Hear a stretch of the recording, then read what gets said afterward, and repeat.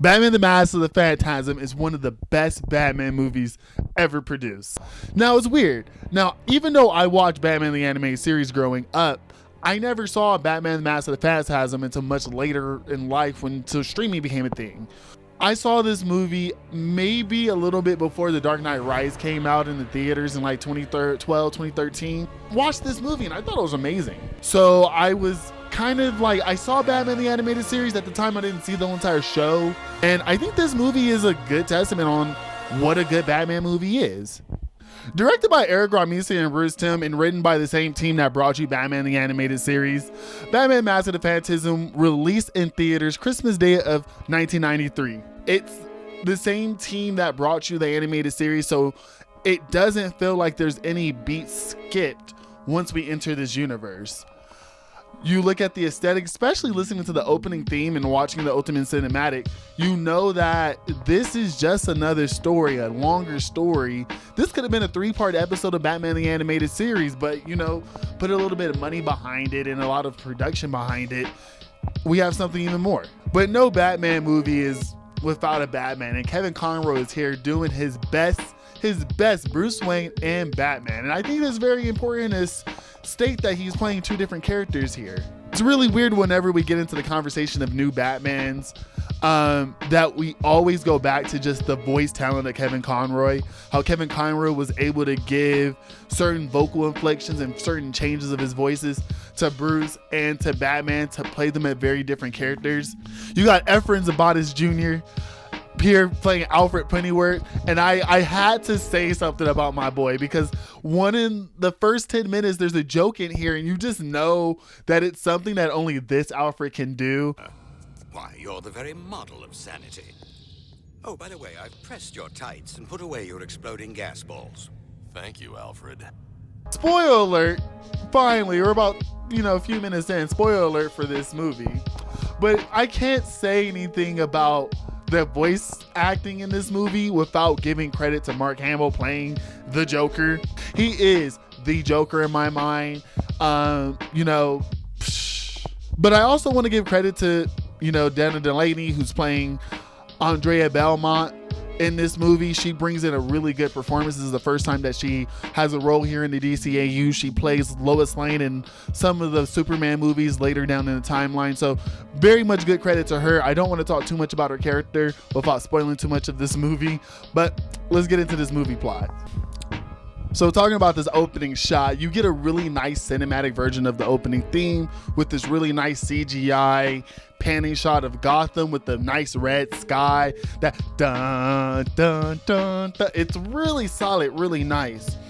And it starts off with Batman just, just fighting common money laundering. It's really crazy that they use the cinematic Batman movies to do a lot of fighting of white collar crime, and this movie just follows that trend.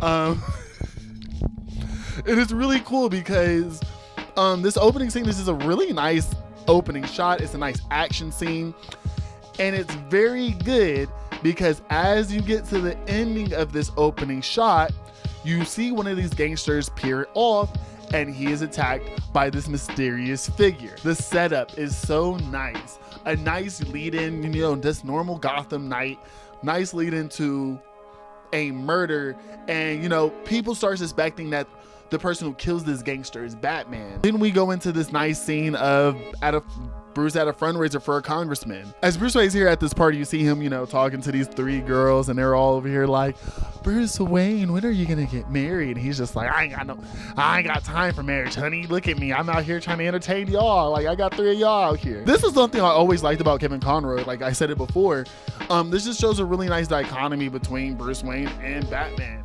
The Bruce Wayne persona is just as much as a mask for him because he has to keep this playboy demeanor up. And this kind of leads into, him getting some juice splash in his face, which I thought was like, hey, yo, that's kind of such a 90s thing to do. But then he moves over and then he talks to his Congress friend that he's doing the fundraiser for him. And the congressman is a really pretentious son of a gun. Let's just be honest here. It's almost like you pick these girls knowing that they can't give you anything. And he's just like, well, I'm just here living my life. And he's like, well, what happened to that nice hot thing you had back in the day? Andrea Belmont? And Bruce was like, Really, man? You out here talking? Why are you over here bringing up the past? And then we get this really nice long recap scene of the first year of Batman. And this is what's very interesting about it. And his flashbacks carries us through, the first couple of months that he's back. He's going to his parents' grave. He's talking about the vow. He runs into a girl named Andrea Belmont while she's talking to the grave of her parents.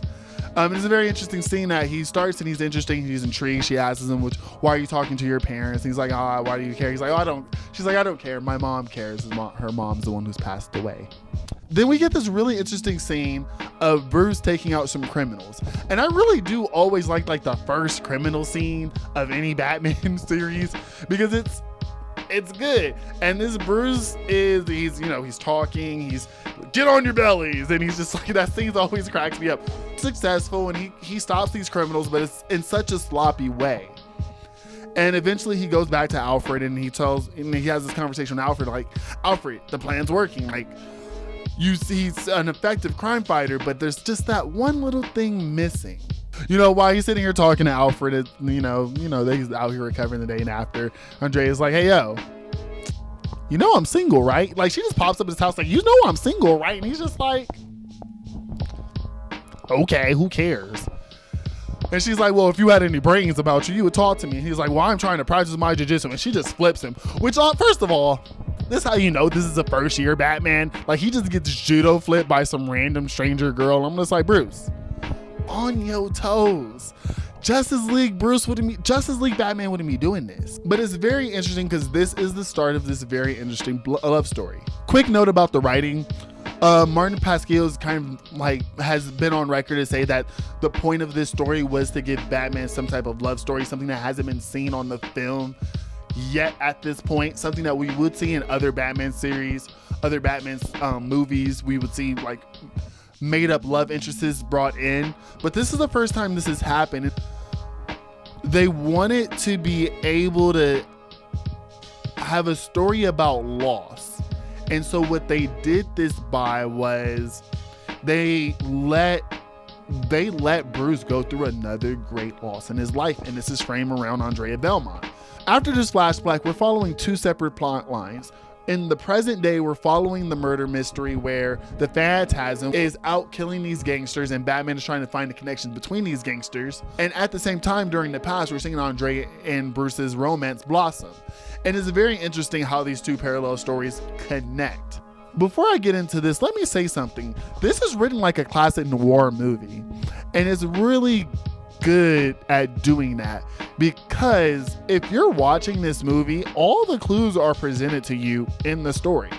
You as the viewer can solve this mystery yourself, and it's very interesting that you can do that because it shows that her being back is throwing Batman off his game, because the clues are here. He's seeing the lineup, he's seeing the connections between everybody, but we'll get there.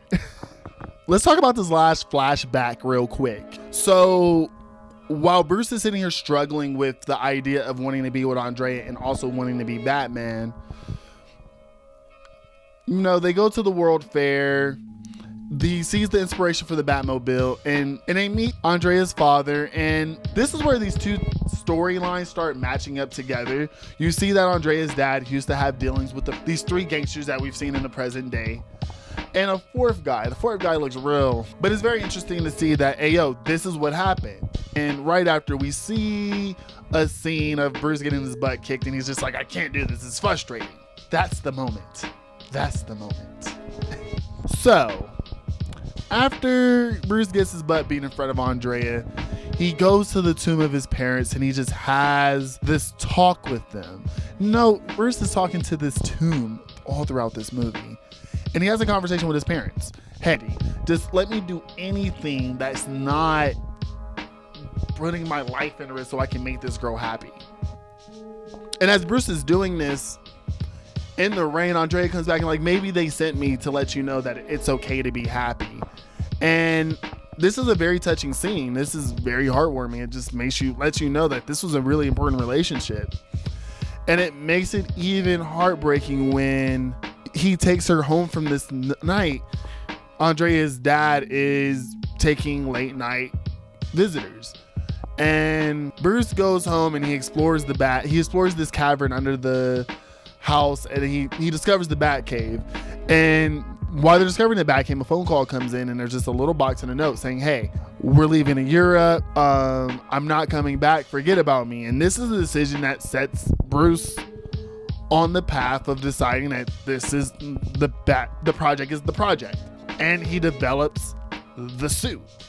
And this scene is so amazing. This scene is so amazing because the first scene of him putting on the cowl and putting on the bat suit is just chef kiss. That da da da da da da da da da da. It's beautiful. It's such a beautiful scene. Once we get back to the present, we see that the third gangster has employed the Joker. So after Joker gets involved, he ends up killing Sal Weezer, and he uses his murder to pretty much out the fact that the Phantasm isn't Batman. But during this scene, the Batman also jumps in and he's trying to catch the Phantasm. And this starts one of the best scenes in this movie. I want to say the second best scene, where Batman is chasing the Phantasm while the GCPD is chasing Batman. This chase scene is intense. The first part is Batman basically chasing the Phantasm, who is just racing across the rooftops. Like, you think this is a superhuman. Batman dismounts the bat plane and chases a little bit more and loses the Phantasm. The GCPD, who thinks Batman has killed a third person, has to chase Batman. And this scene is chef kiss. To see the building tension and how clever and quick Batman has to think about escaping them at every turn. He has to go into an abandoned building and lose his cowl, and he's losing a lot of blood, and he is super stressed out. And at the end of this, he's saved by Andrea, who then reveals to Batman the second half of the story. What happened to her after her and her dad fled the country, and how this gangster, who we figure out is Joker, killed her father. Batman thinks that the Phantasm is Andrea's dad, and he goes after the Joker to stop.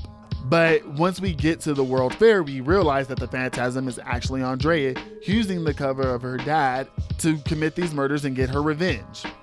And this is a really, the clues were all there to let you know, like, hey, yo, this was the killer, and you as the audience are in the same mental state as Batman for the misdirect. And I think that's what makes this movie so good as a Batman movie and such a good detective movie. Like, they give you all the clues. You as an audience can piece it together, and the red herrings are the same red herrings that you're gonna fall for. Just chef kiss. The last third of this movie is really just a giant fight. Andrea is bent on killing the Joker. Batman is bent on trying to, justice. And it's just that struggle of seeing them back at the Gotham World Fair, which is now abandoned, which is just getting destroyed in this final scene. You got Joker copters and helicopters just blowing it up. And Joker has on a jetpack, and he's just like, I'm gonna blow up this whole place with you and the Phantasm in it. And it's just, that is a really good long action scene, really meant for these 9-year-olds at the time who are like, I need my action scene. It's a very perfect cherry topic at the end of this really good murder mystery. Andrea takes the Joker and flies off, and Batman thinks they're both dead. And he gets to the Batcave and he sees a little reflection in the corner, and it's the picture they shared together. And it's a nice little ending, knowing that she's still out here in the universe.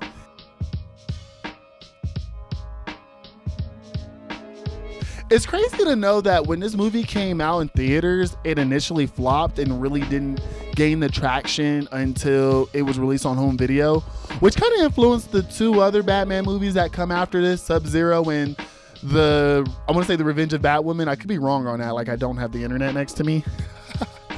Some in-universe influence that this movie has is that, one, the Phantasm does come back. There's 2 sequel comics after this. One that goes over the congressman whose Joker attacked in this movie, the guy who sold out, Andrea's dad. And a second one that is The Revenge of the Phantasm, a nice little cap-in story that lets, Andrea get a closure on her story. Also in universe, the Phantasm comes back in Justice League Unlimited. She's very much an intricate part about the origin of Batman Beyond. It's kind of hard to talk about Batman the Animated Series without really getting into how this depiction of Bruce Wayne is really much the inspiration of Christopher Nolan's Bruce Wayne and even Robert Pattinson's Bruce Wayne. We'll talk more about this when we review the series in a whole damn much later down the line. But even this Gotham itself is pretty much the basis on most theatrical Gothams. And to know that this Gotham had its chance to be on the big screen really does warm my heart. I like this movie. I recommend this for anybody who's a Batman fan, a DCAU fan, or if you're just getting into Batman because of the latest Robert Pattinson movie, revisit this movie. This movie's tied to a whole entire animated series that I would love to review for you guys. On that note, hey guys, I'm Metro Nerd Mars and I review movies and TV shows. And if there's any other projects of the DCAU or any movie projects at all you want me to review, comment them down below. I would love to know what movies I should put on my list to review. And on that note, this is Metro Nerd Mars. We love movies and we'll see you later. Peace.